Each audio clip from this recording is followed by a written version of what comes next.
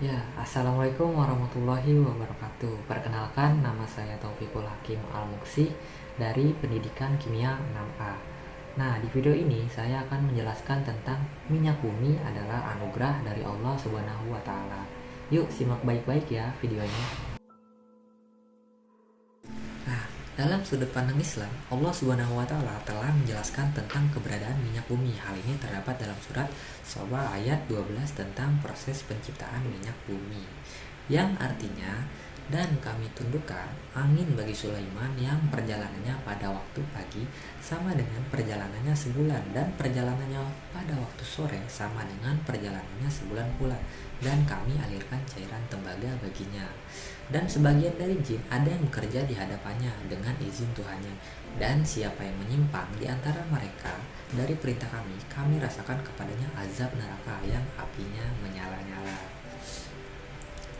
Nah, keterkaitan antara ilmu kimia dan Islam dilihat dari Al-Quran dan hadis atau ayat kauliyah dan fenomena alam atau ayat kauniyah.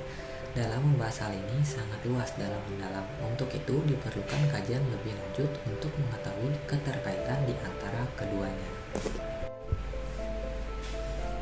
Pembentukan minyak bumi. Nah, minyak bumi atau petroleum adalah campuran kompleks dari hidrokarbon cair dan gas yang merupakan hasil akhir dari penguraian bahan tumbuhan dan hewan yang telah lama ada di kerak bumi. Sebagai sumber alkana, karena minyak bumi terutama merupakan campuran alkana dan senyawa aromatik dengan sebagian kecil berupa senyawa hidrokarbon yang mengandung oksigen, nitrogen, dan belerang.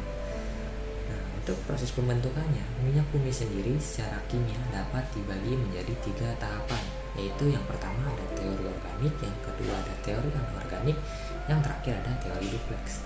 Nah, sementara itu, proses pembentukan minyak bumi tidak hanya dipengaruhi oleh waktu yang lama, namun juga dipengaruhi oleh suhu dan juga tekanan yang ada di dalam perut bumi. Jika suhu yang ada terlalu rendah, maka minyak bumi itu akan memadat, dan apabila suhu terlalu tinggi, maka mengakibatkan tidak terbentuk minyak bumi. Nah, berdasarkan hal ini, maka pembentukan minyak bumi tidak terjadi secara kebetulan, melainkan telah disesuaikan dengan faktor-faktor yang mendukung terjadinya proses pembentukan minyak bumi. Hal ini menunjukkan bahwa Allah telah mempertimbangkan segala faktor-faktor yang mempengaruhi suatu pembentukan yang dapat dilihat dalam Al-Quran Surat Al-Jin ayat 28 yang berbunyi, supaya dia mengetahui bahwa sesungguhnya Rasul-Rasul telah menyampaikan risalah-risalah Tuhannya, sedang ilmunya meliputi apa yang ada pada mereka, dan dia menghitung segala sesuatu satu persatu. Dari ayat di atas kita dapat mengetahui bahwa Allah Subhanahu wa Ta'ala dalam menciptakan sesuatu penuh dengan perhitungan serta pertimbangan setiap aspeknya, sehingga segala ciptaannya dapat diketahui, dipelajari, dan ditelusuri dengan baik dan sesuai dengan firman-Nya yang telah tercantum dalam Al-Quran. Nah, minyak bumi yang terbentuk dari proses tersebut berwarna hitam gelap kehijauan. Hal tersebut sesuai dengan ciri-ciri yang terdapat dalam minyak bumi, di mana minyak bumi sendiri masuk ke dalam golongan hidrokarbon yang salah satu cirinya mengandung gugus C dan H. Dari gugus C tersebut diketahui bahwa atom C memiliki ciri berwarna hitam, yang berarti minyak bumi juga memiliki ciri senyawa hidrokarbon yaitu berwarna hitam. Dari beberapa ayat di atas kita dapat mengetahui bahwa sesungguhnya proses yang menjelaskan tentang terbentuknya minyak bumi sudah ada dijelaskan di dalam Al-Quran. Hal ini menunjukkan bahwa Islamlah yang pertama kali menjelaskan tentang minyak bumi sebelum berkembangnya ilmu pengetahuan modern dari barat. Komponen minyak bumi yaitu minyak bumi mentah merupakan bagian dari hidrokarbon dan secara otomatis mengandung hidrokarbon yang sangat besar. Namun minyak bumi tidak hanya mengandung hidrokarbon tetapi juga unsur-unsur lain seperti belerang, nitrogen, dan oksigen. Komposisi senyawa hidrokarbon minyak bumi meliputi alkana, sikloalkana, dan aromatik. Minyak bumi mengandung 90% senyawa hidrokarbon, 0,7 belerang, 0,01% nitrogen, 0,01 oksigen, dan 0,01 nitrogen. Logam organik yang sangat halus. Karena tingginya karbon dalam minyak, Proporsi unsur yang ada dalam hidrokarbon adalah karbon 83%, hidrogen 10%, nitrogen 0,1, oksigen 0,05, dan belerang 0,5%. Minyak bumi yang dijelaskan dalam Al-Quran juga berwarna hitam. Menurut karakteristik minyak yang dihasilkan di saluran usus bumi dan perkembangan kimia itu sendiri, ini menjelaskan mengapa minyak diklasifikasi sebagai hidrokarbon, karena warna hitam minyak sesuai dengan sifat unsur karbon C. Karbon merupakan salah satu komponen utama minyak.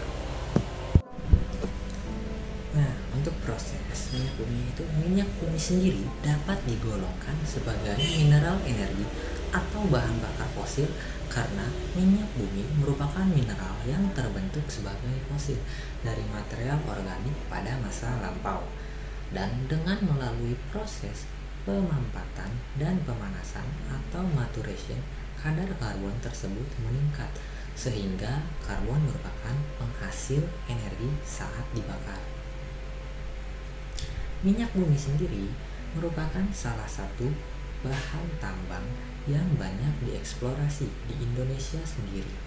Pertambangan minyak bumi terdapat di berbagai tempat seperti Aceh, Sumatera Utara, Bengkulu, Jawa Barat, Natuna Barat, Natura Timur, Tarakan, Sau, dan Banda.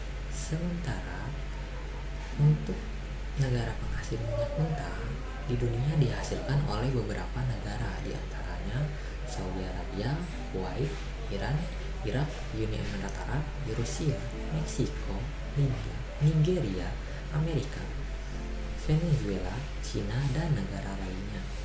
Nah, minyak bumi sendiri dapat digolongkan dalam bahan tambang. Dan apabila kita lihat dalam Al-Quran, terdapat ayat menerangkan tentang adanya mineral dalam bumi yang terdapat pada surat Al-Hadid ayat 4, yaitu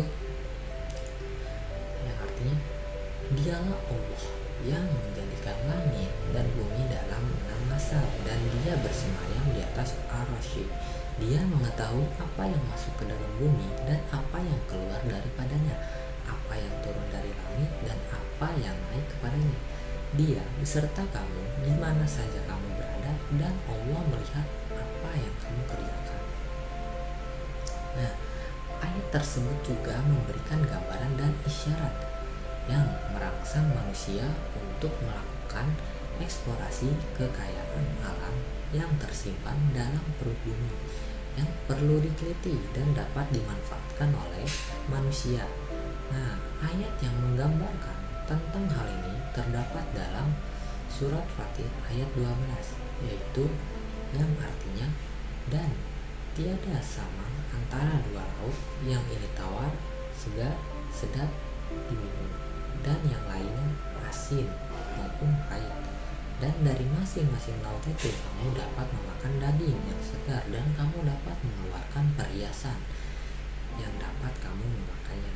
Dan pada masing-masingnya kamu lihat kapal-kapal berlayar membelah laut supaya kamu dapat mencari karunia-Nya dan supaya kamu bersyukur. Nah, berdasarkan ayat di atas, kita sebagai manusia diperintahkan untuk mengolah dan memanfaatkan segala macam sumber daya alam yang ada di bumi, baik itu di darat maupun di laut, dan mendorong manusia untuk mengolah kekayaan tersebut.